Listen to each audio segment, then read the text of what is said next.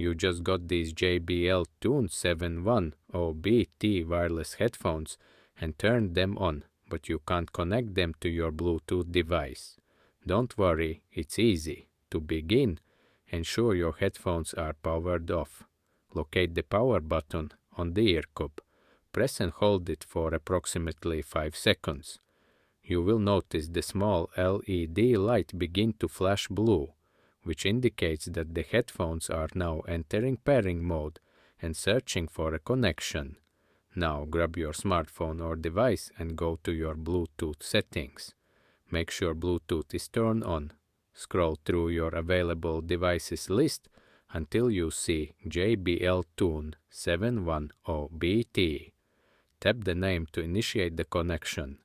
A pop-up may appear asking to confirm the pairing. Simply tap Pair to finish. Once the LED on your headphones stops flashing and turns solid blue, you are successfully connected and ready to enjoy your music. This technique can be used for a lot of JBL Tune and Live series wireless headphones. If you have bad-looking earbuds or headband cushions, watch my previous videos where I show how to easily restore them.